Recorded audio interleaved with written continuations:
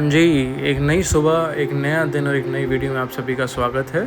मैं सुबह 7 बजे मैंने अपना सारा सामान पैक करके रैपिडो बुला के मैं अपने हॉस्टल से निकल चुका हूँ और अब मैं जा रहा हूँ कालंकी जगह पे। कालंकी एक काइंड ऑफ बस स्टॉप है काठमांडू के अंदर, जहाँ से मुझे बस मिलेगी पोखरा की। कल रात को मैंने इंक्वायरी कर ली थी यहाँ पर आके और मुझे पता चला था कि हर घंटे यहाँ से बस जाती है पोखरा की तरफ, तो आप कभी भी आके उसको ले सकते हैं। तो मैंने सोचा कि ठीक है, सुबह सुबह निकलते हैं, क्योंकि पोखरा यहाँ से ऑलमोस्ट 150 किलोमीटर है और मुझे जाने में 7 से 8 घंटे लगेंगे। फ़िलहाल मैं एक मिड पॉइंट में एक जगह है मनोकामना टेम्पल, तो वहाँ रुक के जाऊँगा। तो वो ऑलमोस्ट 80 किलोमीटर है यहाँ से, तो 3 से 4 घंटे का सफ़र लगेगा। अब यहाँ से जाने के आपके पास बहुत सारे तरीके हैं। आप वैसे चाहे तो आप एयरप्लेन से भी जा सकते हैं, जो कि 25 मिनट लगेंगे, बस उससे आप बीच का जो पॉइंट है वो नहीं देख पाएंगे, आप डायरेक्टली पोखरा के अंदर लैंड करेंगे। और दूसरे तरीके हैं, लेफ्ट हैंड साइड पे आप बस देख सकते हैं, बस जाती है और मिनी वैन जाती है। बस लेती है कोरिंतर तक के ऑलमोस्ट 450 या 500 नेपाली रुपीज़, और मिनी वैन लेती है 550 रुपीज़। मिनी वैन क्योंकि ज़्यादा स्टॉप पे रुकेगी नहीं, सीधा लेके जाएगी, तो मैंने मिनी वैन बुक की है और बस इसके अंदर बैठते हैं। मैंने अपनी सीट वेकेट कर दी है। लास्ट में मुझे सीट मिली है विंडो वाली, क्योंकि मुझे रिकॉर्ड करना है। तो बस चलते हैं हम सफ़र पर।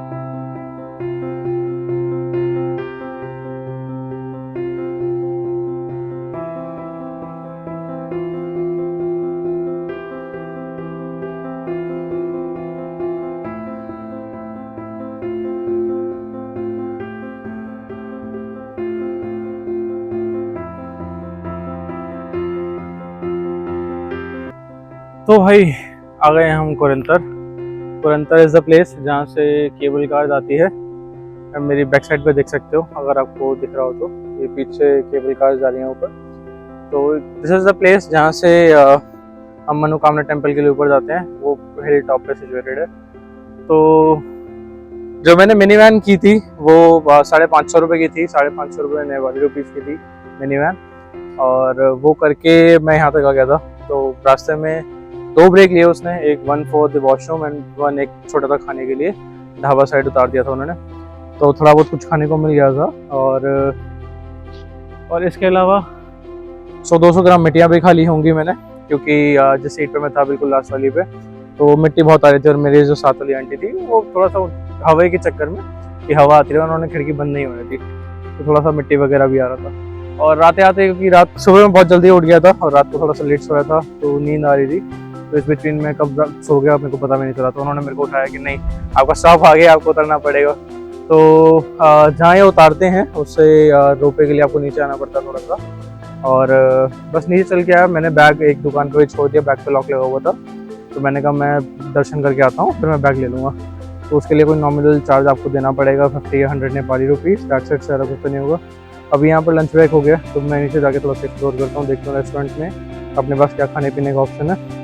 बाकी मैं चेक कर रहा था यहाँ पर रोपवे का 2 साइड जाने का, इट्स रफली अराउंड 700 INR। और उन्होंने स्पेसिफिकली मेंशन कर रखा है कि INR में आपको कितना पे करना है, कितना नहीं है। तो अभी तो लंच ब्रेक है 1 घंटे का, तो सोचा कुछ खा लेते हैं। पास में एक रेस्टोरेंट भी है और इस साइड में मेरे बैक साइड में मिनी शो भी है। तो अच्छा एरिया है, हैपनिंग है, कलरफुल है। कुछ खा पी के फिर चलते हैं, थोड़ा सा आराम भी कर लेते हैं।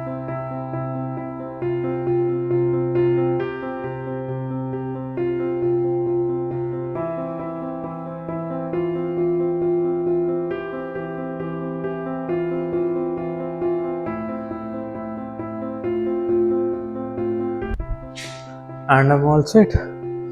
बहुत भाग के ऊपर से नीचे आना पड़ा, क्योंकि अदर शॉपकीपर जिसके पास अपना सामान रखवाया था, शी वाज लाइक जल्दी भाग के जाओ नहीं तो बंद हो जाएगा, ये है वो है। तो फटाफट भाग के आया ऊपर से इट्स ऑलमोस्ट लाइक 500 मीटर्स। तो एकदम से भाग के आना विद कैरिंग अ बैकपैक वो थोड़ा सा हेवी है, थोड़ा सा हो जाता है। बट जैसे ही नीचे उतरा उन्होंने मेरे सामने गेट बंद कर दिया। दे वर लाइक नहीं, you have to wait for 1 घंटा।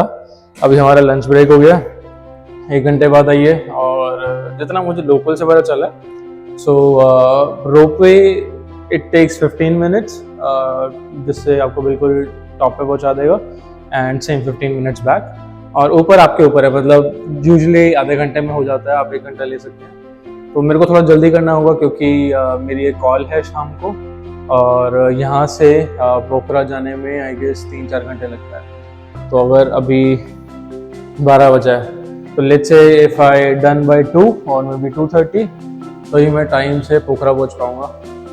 और पोखरा के लिए I have something for you guys, मतलब I got very good property, उसका मैं पूरा आपको वॉक थ्रू दूंगा and very nominal price. So I won't be disclosing anything for now, but be with me, मैं पूरा करवाऊंगा आपको एक्सप्लोर एंड लास्ट में उसका प्राइस बताऊंगा। तो till then be with me. तो अभी कर दिया ऑर्डर, एक मसाला डोसा किया है, एक लेमन टी की है। और हाँ, जस्ट वांटेड टू से रखें कि जैसे अपने वहाँ कोई स्पिरिचुअल प्लेसेस होती है तो उसके आसपास जितने भी रेस्टोरेंट्स होते हैं नियर बाय, मतलब नॉट जस्ट आसपास, उसके नियर बाय में, मतलब रेडियस के अंदर जितने भी आते हैं उसमें चिकन नहीं मिलता, अल्कोहल नहीं मिलता है। It's kind of a little strange culture और न्यू कल्चर फॉर मी। यहाँ पर मंदिर के सामने भी दुकान होगी, उसमें भी आपको बियर मिलेगा, उसमें भी आपको चिकन मिलेगा, बफ मिलेगा। तो थोड़ा सा नया है मेरे लिए, I am getting used to it.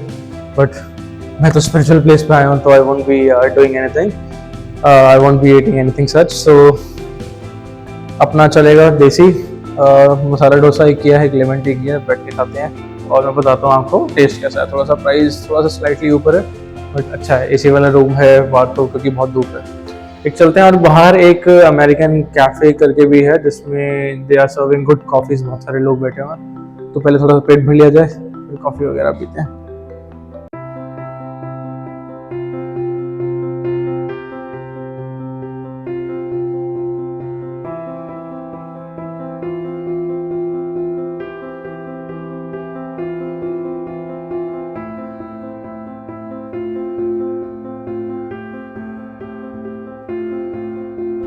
तो फाइनली मेरा लंच हो चुका है और ये है रेस्टोरेंट जिसमें मैंने जाके अपना लंच किया है। तो जैसे ही आप ऊपर से नीचे आएंगे 400 मीटर, राइट हैंड साइड पे ही टिकट काउंटर के पास ही आपको ये रेस्टोरेंट मिल जाएगा।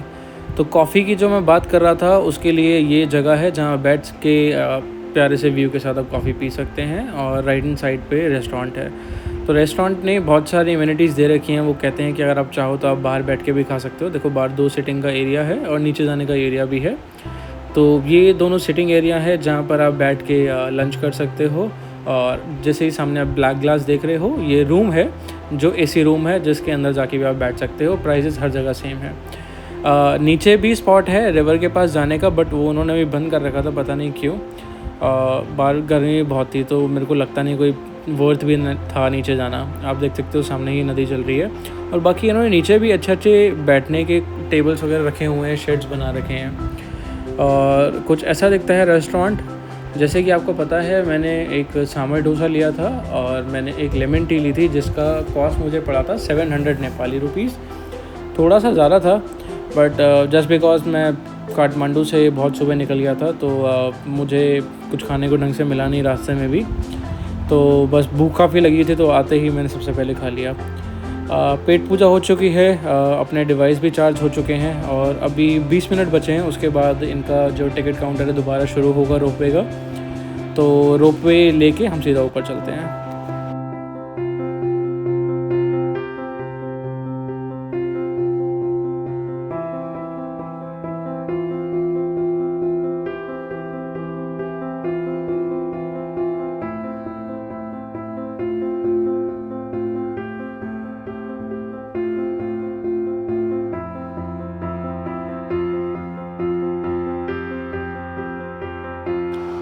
तो आ ही गया अपना नंबर, बस जल्दी चल के आगे ये टिकट चेक करेंगे, उनके ऊपर स्टैंप लगाएंगे और उसके बाद हम बोर्ड करेंगे अपनी केबल कार।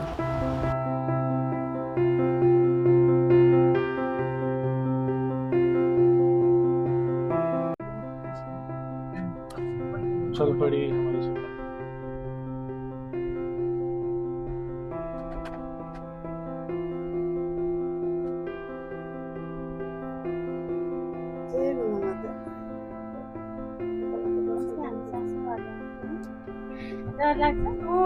पोखरा जाना है। हाँ जी, पोखरा, उसके बाद मुक्तिनाथ आ गया।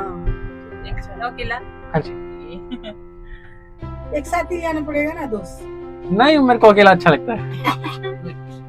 फिर किसी का साथी है तो साथी के हिसाब से सब कुछ करना पड़ता है। अभी अकेला है तो जहाँ मन किए चलो।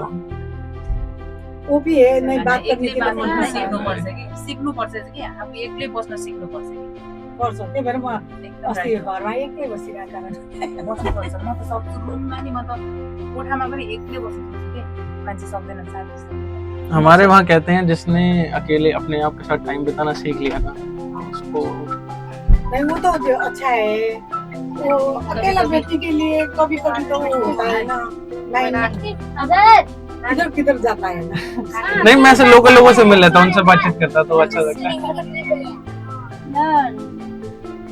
जो परिवार में हिलमिल करता है, जो परिवार में अच्छे से रहता है, उसका वो नहीं दूसरी जगह होता है। बिल्कुल जो अकेला रहता है ना उसका ध्यान सिर्फ अकेले रहने के मन करता है। नहीं, ऐसा नहीं है। नहीं होता है अनि त्यस्तो हुनुपर्छ कि के भन्छ भने नि साथी भयो भने नि ठिकै, एक्लो भयो भने नि ठिकै के, त्यो होइन हुनुपर्छ। त्यो त्यस्तो पनि हुँदो रहेछ। साथीसँग नि खुसी हुने, एक्लै पनि खुसी हुन सक्नुपर्छ। कति मान्छे त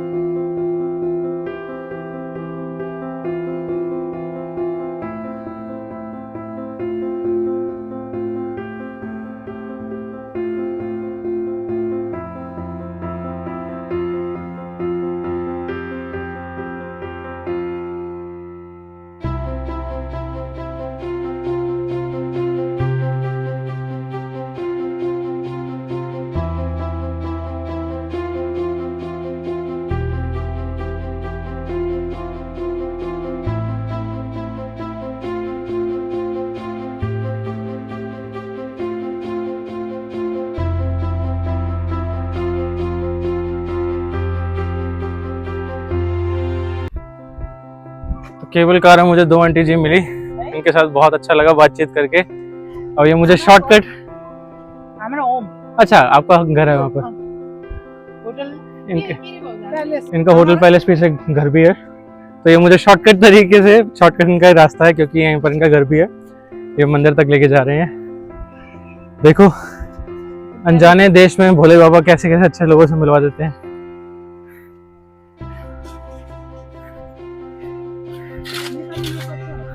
नहीं बिल्कुल, अब मैं जिनसे भी मिला हूँ काठमांडू में बहुत बहुत अच्छे लोग थे सारे। हाम्रो होम महालक्ष्मी यो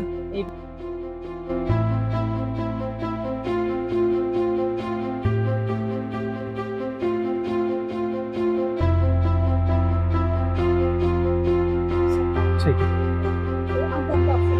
ठीक, ये है मनोकामना टेम्पल। ठीक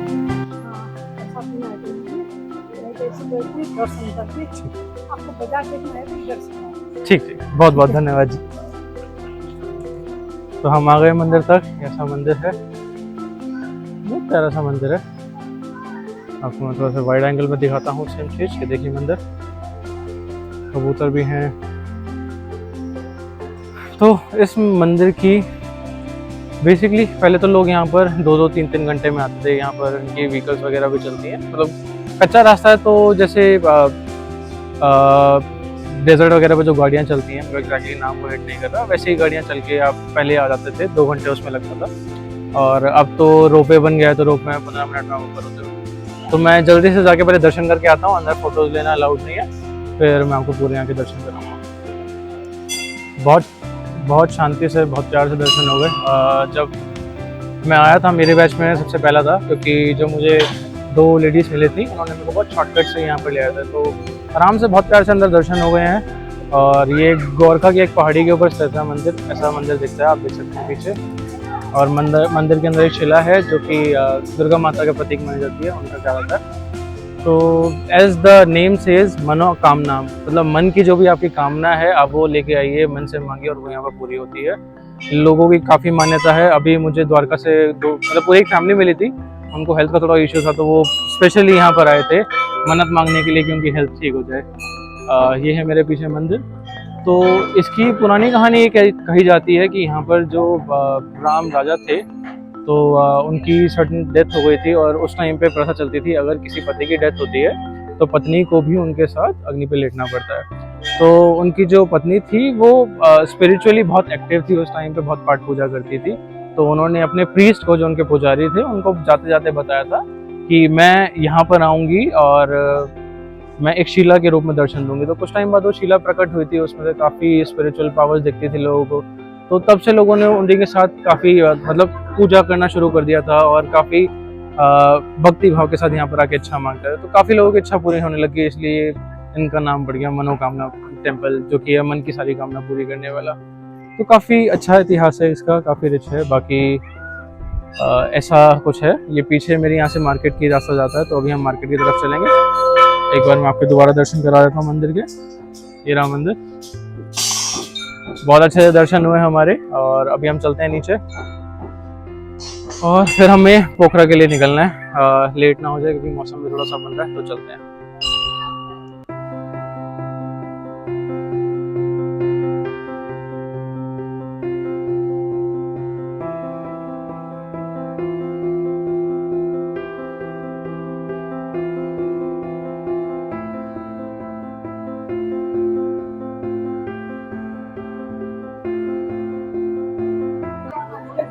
वापसी के टाइम पे भीड़ देखिए, ये लाइन यहाँ से जा रही है, यहाँ भी 3 लाइनें हैं प्रॉपर ऐसे, और उसके बाद ऊपर लाइन।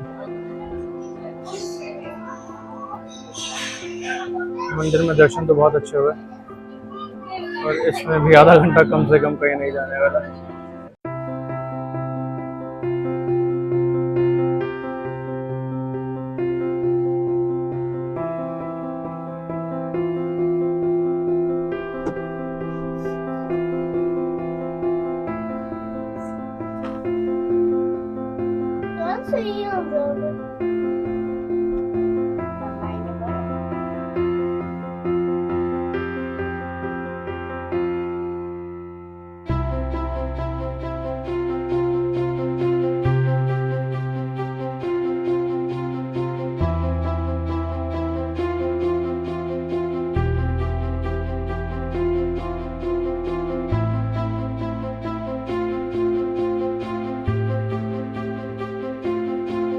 तो मैं सही सलामत नीचे आ चुका हूँ। आप देख सकते हैं इतना कुछ 45 डिग्री का स्लांट आता है ऊपर, जो लेके जाता है। तो थोड़ा सा स्केरी लगता है ऊपर, बाकी एक बहुत अच्छा एक्सपीरियंस है। नेचर के अराउंड हो आप तो यहाँ आओ, तो आए तो सजेस्ट किया आप ये जगह बिल्कुल कवर करो, इसको इग्नोर मत करना।